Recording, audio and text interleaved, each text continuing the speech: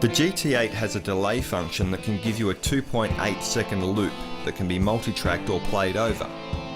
First, press the delay button and use the value wheel to set it to hold.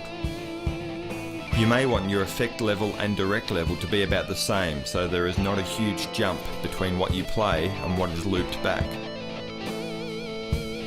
You will notice that the patch pedal is now flashing twice. This indicates that it is armed and ready to record. Press it again to start recording and you will notice that the light flashes continuously and will then remain lit after it has completed its 2.8 second loop.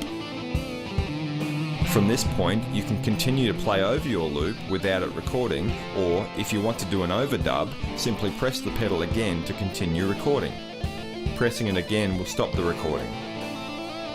If you want to reset the record function, hold the pedal down for 2.8 seconds.